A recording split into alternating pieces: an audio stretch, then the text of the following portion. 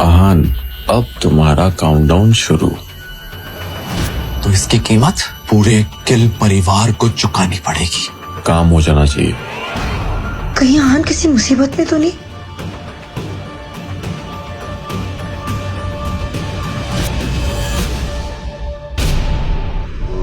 आहान, तुम हर बात बर्बाद क्यों कर देते हो? अगर ऑफिस में शेखर और शनाया की मदद नहीं कर सकते तो घर के काम संभाला करो। ऑफिस में जाकर पापा जी से जबान लड़ाने की क्या जरूरत थी? शनाया भी इस बारे में सोचकर कंफ्यूज हो गई थी कि ऑफिस में आनंद गिल के साथ जो कुछ भी हुआ था उसके बारे में शनाया की मॉम को कैसे पता चल गया। हुआ क्या है? अभी 10 मिनट पहले ऑफिस से मैनेजर का कॉल आया था। कह रहा था शनाया को इनाम के तौर पर मिली 6 मंजिली बिल्डिंग और ऑफिस में उसकी पोजीशन को खारिज कर दिया गया है। ऐसी बात नहीं थी कि आहान और शनाया ने इस बात की उम्मीद नहीं की थी। तुम्हें पता है ना आहान, स्प्रिंग कॉर्पोरेशन की डील के लिए शनाया ने कितनी मेहनत की थी? तुम्हारे वजह से वो अपना सब कुछ गवा चुकी है। चलो एक बात के लिए वो ठीक है, लेकिन तुम्हें पापा जी से बहस करने की क्या जरूरत थी? तुम्हें पता है ना, पापा जी इस परिवार के बड़े हैं, उनसे बदतमीजी करने की और जबान लड़ाने की जरूरत क्या थी?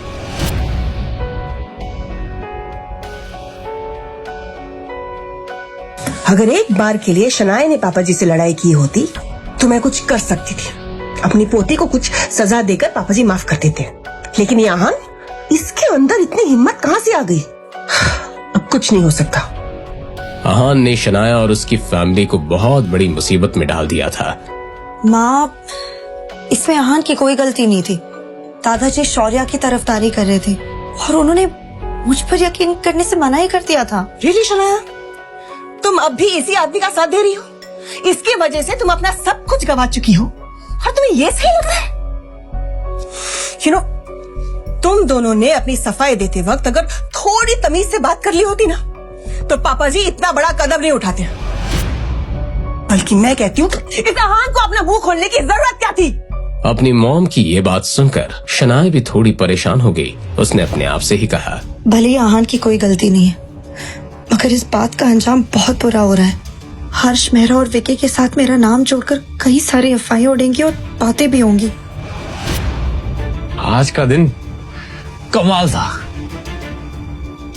विक्की भाई से बात करके मैं तो घबरा ही गया था कि आखिर मेरा क्या हुआ, मगर थैंक्स टू शगुन,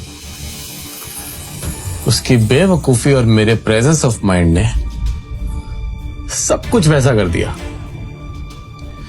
जैसा मैं चाहता था। अब इंजीनियर्स की टीम भी मेरी, स्प्रिंग कॉर्पोरेशन का प्रोजेक्ट भी मेरा और इस कंपनी के हेड की पोजीशन भी मेरी। बेचारी शनाया गुस्से में घर में बवाल कर रही हो या रो रही होगी। शौर्या बेटा,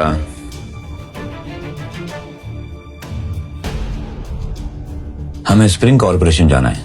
हमारे प्रोजेक्ट की आज पहली मीटिंग है। ये सुनते ही शौर्य के चेहरे पर छाई हुई खुशी कहीं गायब हो गई। मुझे ये प्रोजेक्ट किसी भी हालत में चाहिए।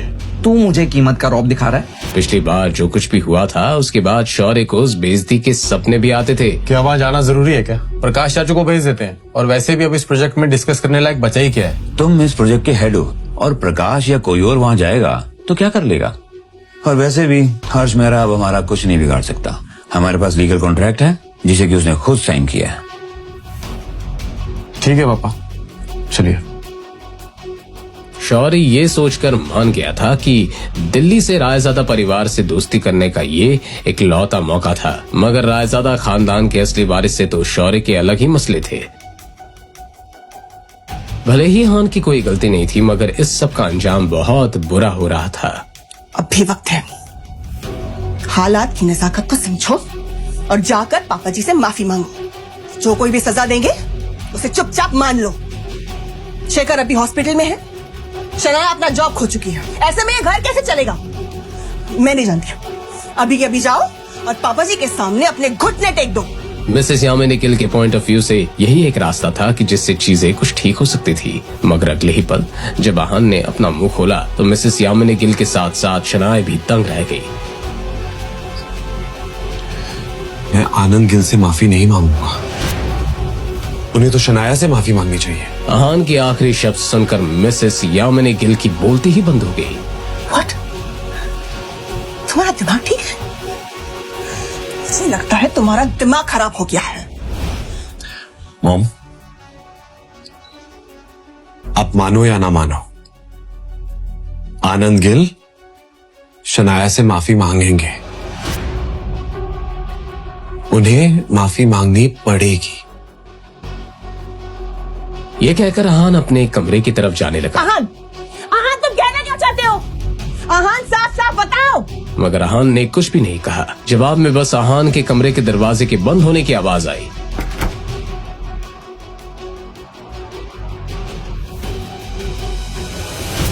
जब शौर्य और नीरज गिल बिल्डिंग के अंदर आए, वो दोनों थोड़ा नर्वस थे, मगर दोनों बाप बेटे इस तरह दिखावा कर रहे थे मानो पिछली बार जिल्लत कभी हुई नहीं थी। नीरज गिल ने शौर्य से कहा, बेटा, हो सकता है कोई प्रेजेंटेशन मिल रहा हो और हो सकता है कि हमें हर्ष मेहरा को मिलने की नौबत ही ना आए। अपने पापा की ये बात सुनकर शौर्य को कंफर्टेबल फील हुआ।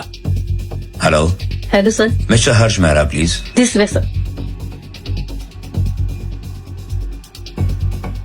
और वो कॉन्फिडेंस के साथ अंदर गया। Mister Harsh Mehra, good afternoon. Please sit. उन दो शक्लों को देखकर हर्ष मेहरा अपने बेरुखे अंदाज में दोनों से सवाल करते हुए कहा, आप दोनों यहाँ क्या कर रहे हो? मिस्टर मेहरा, वो कुछ दिनों पहले आपने गिल कंस्ट्रक्शन के साथ में वो कॉन्ट्रैक्ट साइन किया था ना, स्प्रिंग कंस्ट्रक्शन वाला, तो जब मैंने कॉन्ट्रैक्ट साइन किया था तुम वहाँ थे? हर्ष मेहरा के इस बात से कोई फर्क नहीं पड़ रहा था कि नीरज गिल कौन था और उम्र में उससे कितना बड़ा था।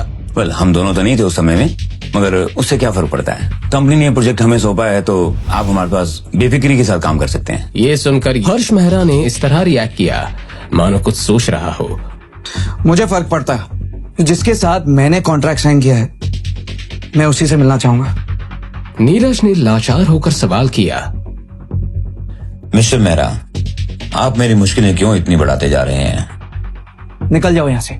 और अब मैं मीटिंग तभी करूंगा जब मैं शनाया खुद यहाँ चल कर आएगी। उसके पापा से कुछ नहीं होने वाला था, इसलिए शौर्य ने बीच में बात काटते हुए कहा, वो एक्चुअली मिस्टर नाया थोड़ा बिजी है, वो 1 महीने के लिए वेकेशन पे गई है। अब हर्ष कोई बहाना नहीं बना सकता था, लेकिन आगे हर्ष मेहरा ने जो कहा उसे सुनकर दोनों बाप बेटे शॉक्ड हो गए। तो फिर कोई बात नहीं, वो जब वापस लौटेंगी काम तभी शुरू होगा और मैं उनके लिए वेट कर सकता हूँ। क्या आप अपनी पर्सनल प्रॉब्लम के लिए काम को लेट करेंगे? ये मत भूलिए कि हमने कॉन्ट्रैक्ट साइन किया है और अगर आपके सुपीरियर ऑफिसर्स को ये पता चलेगा तो अच्छा नहीं होगा। शौर्य की इस बात में वार्निंग झलक रही थी। ये सुनकर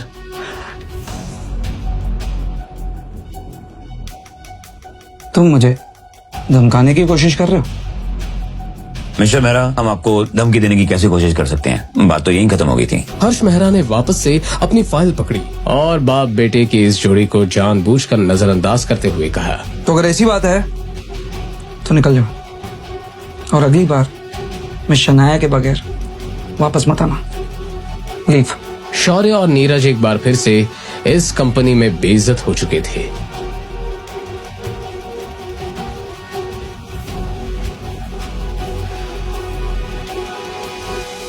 आहान को मिस्टर विक्रम की कॉल आई तो आहान ने कॉल आंसर करते हुए कहा,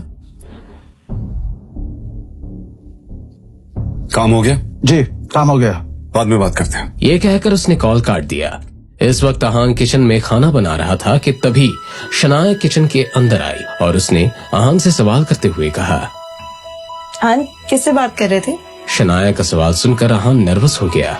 उसने बहाना बनाते हुए कहा, ऑफिस से कॉल आया था, आपको भूख लगी होगी ना, खाना बन जाएगा, बस 5 मिनट ना। अपनी बात कहने के बाद वो जा ही रही थी कि शनाया को कुछ याद आया और उसने मोड़कर आहान से पूछा, वैसे आप विकी के अड्डे पर पहुंचे कैसे? आप वहाँ क्या कर रहे थे? अब आहान क्या कहेगा? क्या वो शनाया को सच बता देगा या फिर एक नया बहाना बनाएगा? जानने के लिए सुनते रहिए पॉकेट FM।